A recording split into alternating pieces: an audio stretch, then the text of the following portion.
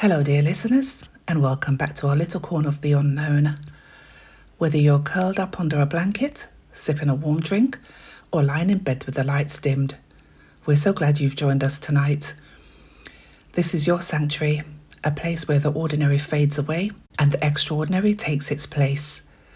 So take a deep breath, let the weight of the day melt away, and allow yourself to sink into the comfort of the unknown.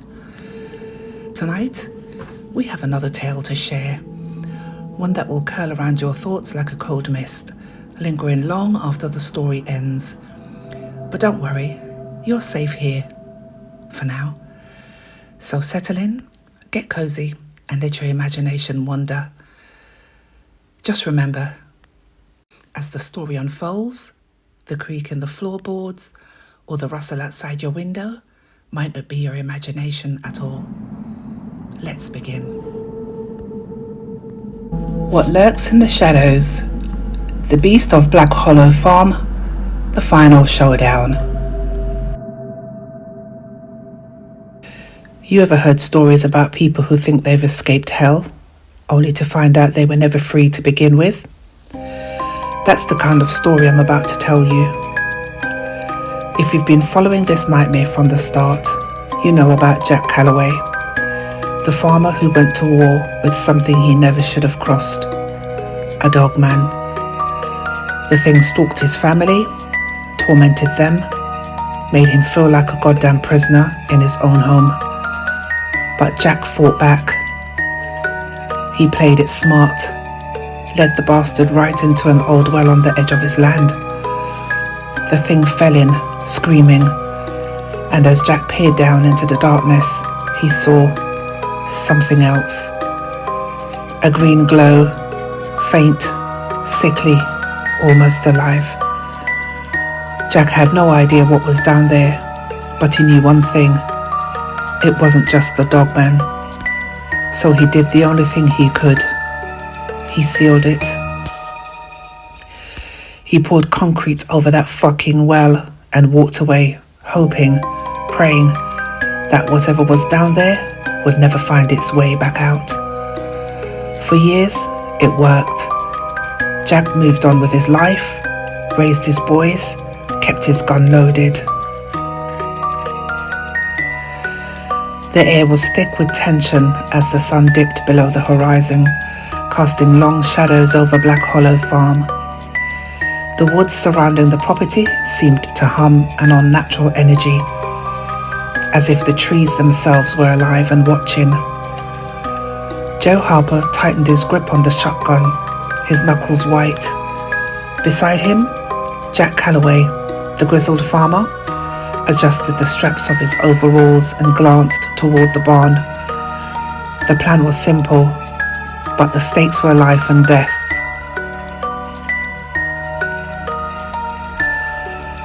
5 years had passed since the first encounter with the dogmen, creatures that defied logic, with the bodies of men and the heads of wolves, their eyes glowing like embers in the dark. The farm had fallen into disrepair. 5 years had passed since the night Joe Harper and Jack Calloway had trapped the dogman in the well, sealing it shut with chains and a heavy wooden cover. Joe had passed away 2 years after the showdown, leaving behind a legacy of courage and a warning etched into the fabric of Black Hollow Farm. Jack, now older and wearier, had stayed on the farm, tending to the land and carrying the weight of loss on his shoulders. Joe's death had hit him hard. They had been more than partners in the fight against the dogmen. They had been brothers in arms, bound by a shared purpose. Jack often found himself staring at the old barn, the memories of that fateful night playing like a broken record in his mind. Joe had left something behind for Jack, the red business card with a phone number, worn next to a handwritten note. It was simple, but carried the weight of a final goodbye. Jack, if you're reading this, it means I'm gone. Don't let the farm fall to them. I gave you a specific number. Dial it as a matter of urgency. Teach Julian and Matt. They'll need to know. Stay sharp, old friend. Joe. Jack kept the card in his pocket, a constant reminder of the promise he had made to his fallen friend. Julian, now 25, had returned to Black Hollow with plans to remodel the barn and breathe new life into the old farm. He had grown into a strong, determined young man, but he carried a skepticism about the stories of the Dogmen. To him, they were just tales, ghost stories told to scare kids around campfires, because the childhood trauma he faced caused him to blot out the memories of that terrifying night when he was just 8 years old. Jack had tried to warn him, to teach him the truth, but Julian had brushed it off. "Those things are gone, Jack," he'd say. "It's time to move on." But the past had a way of resurfacing. Jack never spoke about the well again.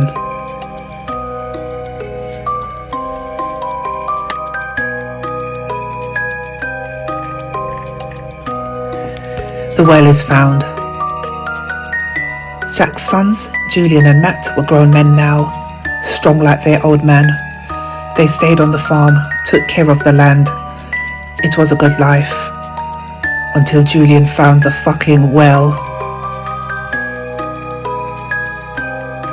It happened on a cold October afternoon. The sky was low and grey. The wind carried that eerie stillness that comes before a storm. Julian had been clearing out the old barn, getting ready for winter. That's when he saw it. A slab of cracked concrete, half buried under the overgrowth weeds. He didn't know what it was at first. Didn't know it was the one thing his father had sworn to never speak of. So curious and stupid, he dug. And when he peeled away the last layer of stone, the well opened. The air that poured out was wrong, thick, wet, freezing cold. And then the glow came back.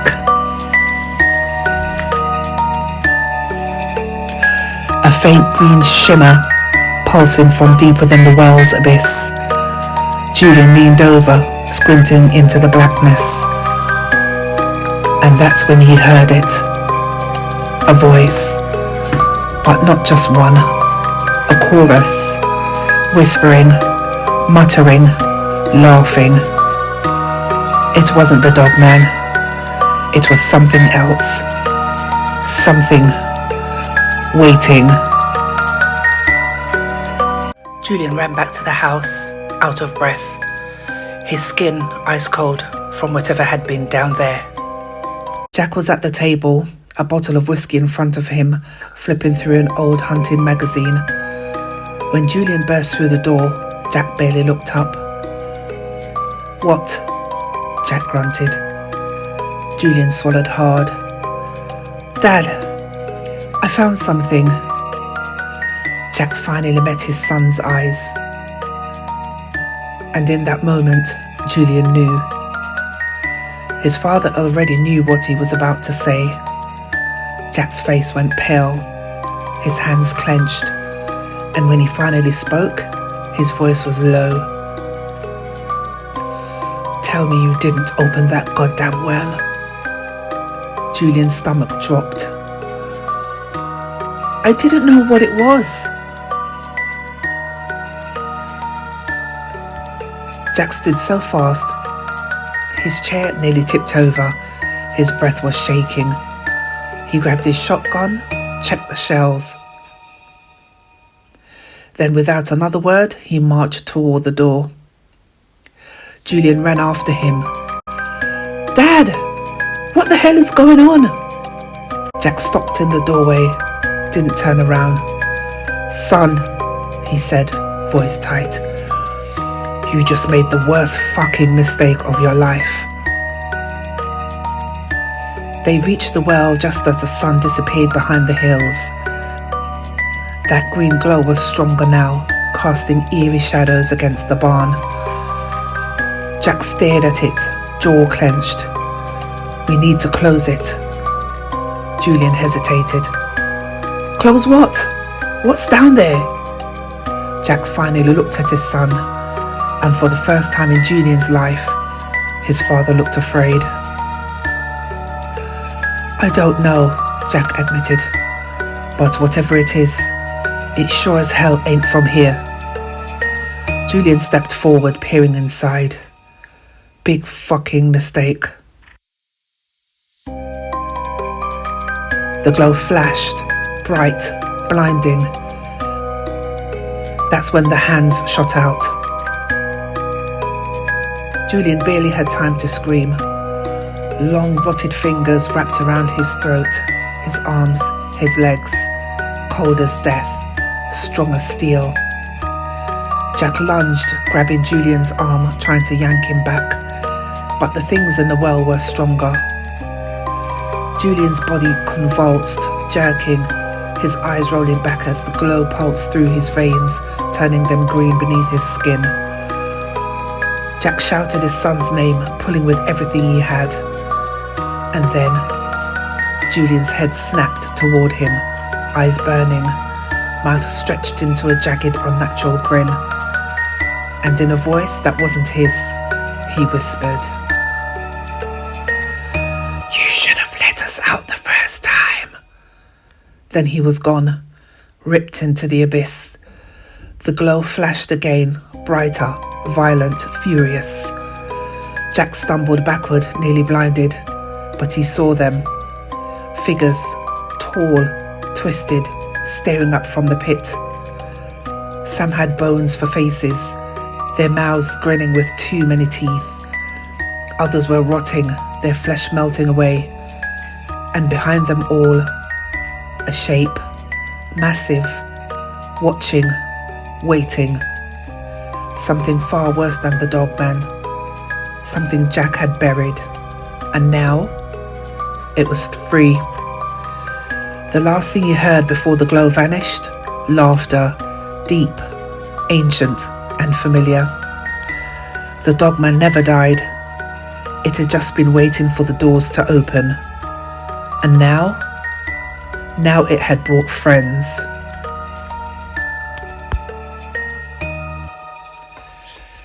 The aftermath. The Calloway farmhouse was cloaked in a heavy silence, broken only by the ticking of the old clock on the wall. His face was etched with guilt and grief, his eyes hollow. "I let myself believe we won," Jack muttered, his voice low and gravelly. "But monsters don't forget. They wait." Across from him, Ellen stared at the wall, her face pale and drawn, tears streaming silently down her cheeks. At the other end of the room, Matt Calloway leaned against the counter, his jaw clenched and his fists balled at his sides. His eyes burned with a dangerous intensity, a memory clawing its way back to the surface. "I remember, Dad," Matt said, his voice low and dark. "I was 6, Julian was 8. That night, I heard the thing in the woods." Jack exhaled sharply, running his hand over his face. He should have told Julian the truth. He should have warned him, but now it was too late. Matt wasn't a child anymore, he was a man with a vendetta. "I'm going to kill them," Matt said, his voice steady but laced with venom. "All of them." Jack stood blocking his way. "Son, you don't go hunting monsters unless you're ready for them to hunt you back." Matt's gaze was hard, unwavering. "I don't care." A deep guttural howl echoed from the woods outside, sending chills through the room. Jack and Matt both turned toward the window. At the tree line, dozens of glowing amber eyes stared back at them, unblinking. The Dogmen were watching and waiting. Ellen's voice broke the silence, soft but firm.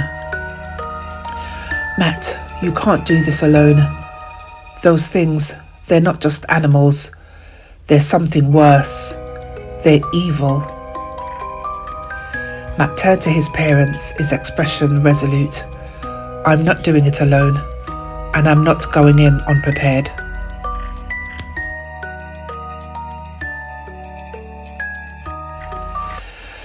Jack knew they needed more than just grit and determination to take down the Dogmen. He remembered the card Joe had left him, the one with the phone number and the name Evie Drake. Joe had said she was the best cryptid hunter he'd ever met. And if anyone could help them, it was her. Jack made the call. Evie answered on the second ring, her voice calm but sharp, like someone who had seen too much and survived. When Jack explained the situation, there was a pause on the other end of the line. Dogmen, Evie said finally. I know them well. I lost my brother Caleb to one of those things. We'll be there in 24 hours. True to her word, Evie arrived the next day, and she wasn't alone. Her father, Sterling Drake, stepped out of the SUV beside her, a grizzled, battle-worn man, his movements sharp, deliberate, a soldier long removed from the battlefield but never truly at peace. His eyes never stopped scanning, taking in every shadow, every corner of the property, like it was an active war zone. Evie, in her early 20s, moved with a cold, practiced efficiency. Her expression unreadable, except for the glint of something dangerous, something personal burning behind her eyes. She carried a heavy duffel bag, the weight of it barely slowing her stride. Jack could already tell it was filled with more than just guns. This was specialized gear, the kind meant for things that shouldn't exist. Sterling, meanwhile, was stripped down for a fight. A tactical vest strapped tight to his frame, a rifle slung over his shoulder, knives sheathed along his belt. But as he approached, his attention drifted away from Jack and toward the deep, jagged claw marks raked across the porch wall. He stopped. Slowly his fingers traced the grooves, his jaw tightening, shoulders stiffening. Jack had seen hardened men before, men who had been through hell and back, but something about the way Sterling's expression shifted sent an uneasy chill through his gut. The old hunter let out a slow, measured breath, like he had seen this before and knew exactly what it meant. They weren't trying to get in, he murmured, his voice barely above a whisper. He turned, locking eyes with Jack, cold, steady, absolute. They were deciding who gets to take you first. Matt nodded, feeling a flicker of hope for the first time since Julian's death. Evie's presence was like a spark, reigniting his determination.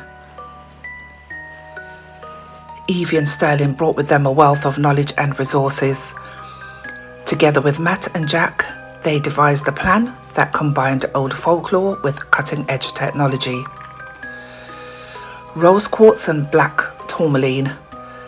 Evie explained that these crystals were known for their protective properties. She embedded them into bullet casings and lined the perimeter of the barn with them. They disrupt the Dogman's connection to the well, she said. It'll weaken them. Liquid nitrogen.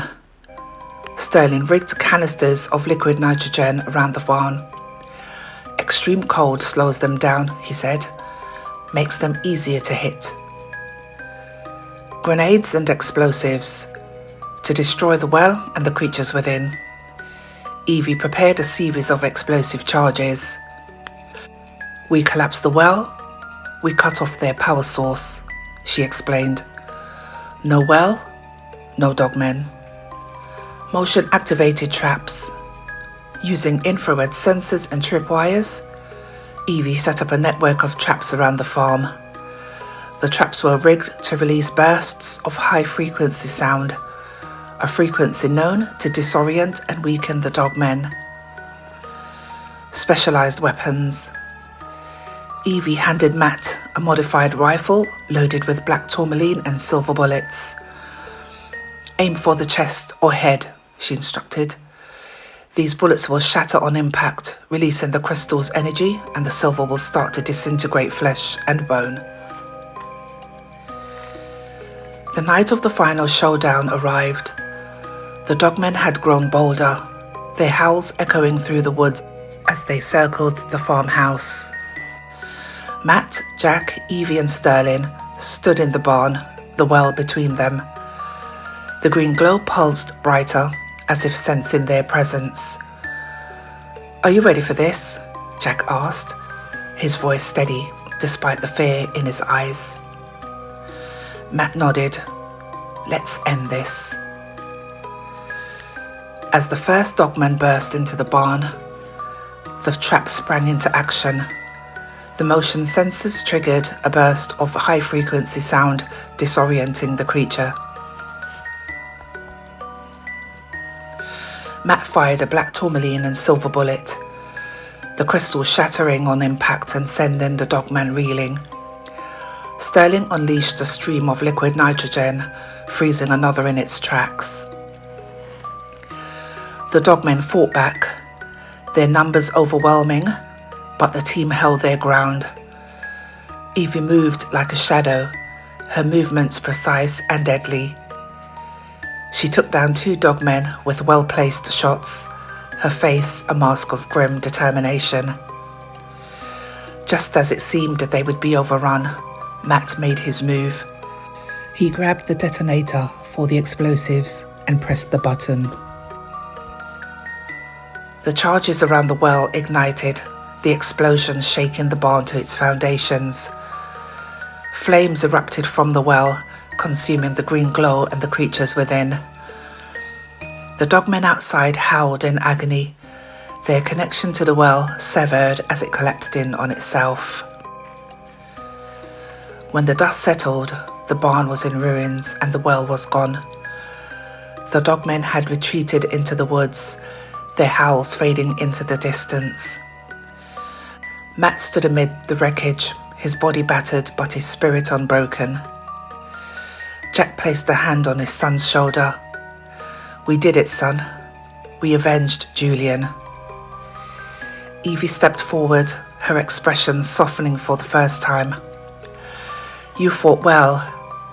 Julian would have been proud." Sterling nodded, his voice gruff but sincere. "It's over. The well is sealed. The dogmen are gone."